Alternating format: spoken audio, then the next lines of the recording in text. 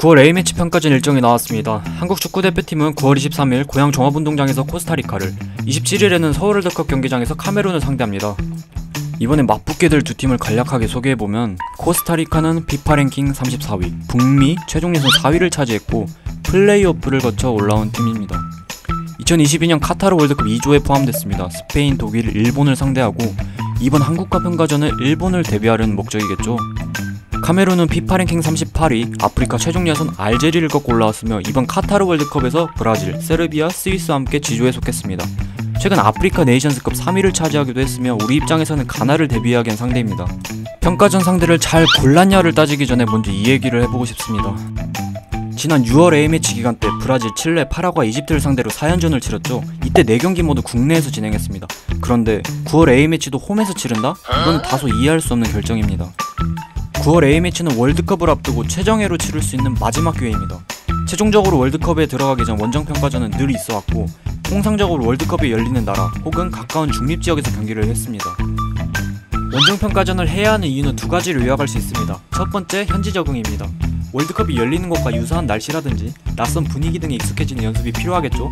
두 번째, 객관적인 실력평가입니다. 홈에서 경기를 하면 익숙한 날씨, 관중, 전부 우리에게 유리한 조건이에요. 이번에 9월에 상대할 코스타리카, 카메룬은 원정 불이익을 받은 상태로 경기하죠. 이번에 아쉬운 포인트는 또 있습니다. 우리의 주축 선수인 유럽파들은 국내 평가전 때문에 또 장기간 비행을 해야 합니다. 들어와서 시차 적응하고 A매치 뛰고 다시 소속팀으로 건너가 빡빡한 일정을 치릅니다. 그래서 이번에 유럽 중립국에서라도 평가전을 치르자는 팬들의 주장이 있었던 겁니다. 그렇다면 월드컵에 나서는 다른 아시아 국가 A매치 일정은 어떻게 될까요? 일본은 독일 원정을 떠납니다. 여기서 미국과 에콰도르를 상대하고요. 사우디는 일본과 경기한 미국, 에콰도르와 스페인에서 경기를 가질 예정입니다. 이란은 오스트리아에서 우루과이와 세네갈을, 개최국 카타르는 홈에서 칠레와 캐나다, 호주는 양국 간 A매치 100주년 기념으로 뉴질랜드와 홈 원정 경기를 치릅니다. 보시다시피 개최국 카타르와 한국을 제외하면 다 원정 경기 일정이 있습니다. 이들이 괜히 원정을 나가는 것일까요? 4년 전 2018년 러시아 월드컵을 앞두고는 어땠을까요?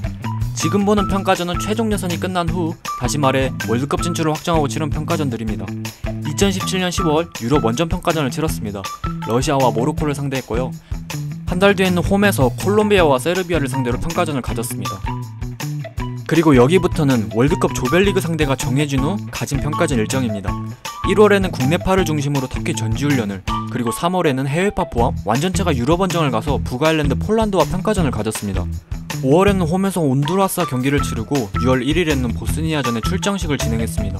그리고 월드컵에 열리기 전에 다시 원정평가전 2경기를 치릅니다. 그런데 벤투호는 최종 예선 이후 6월 A매치 4연전과 해외파 없는 동아시안컵 3경기가 전부입니다.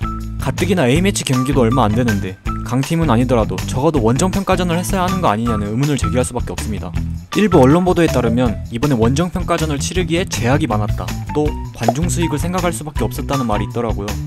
예상과 수익성 모두 고려해야죠. 근데 월드컵을 코앞에 둔 9월에 수익성을 따져 평가전을 잡았다? 이거는 납득이 잘 안 가는 이야기입니다. 또한 벤투 감독도 유럽 평가전을 강력히 원했다는 주장이 있습니다. 6월에도 축구협회는 비판에 직면한 적이 있죠.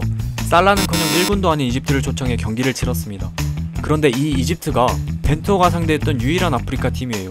벤투 감독 부임 이후 아시아를 제외하고 대륙별 경기 횟수를 정리하면 북미 3회, 남미 8회, 유럽 3회, 아프리카 1회입니다. 아프리카 팀과 첫 평가전을 2군 이집트와 경기를 한 겁니다. 또 유럽과 평가전 경험도 너무 부족합니다. 조지아, 아이슬란드, 몰도바, 이 세 팀이 전부입니다.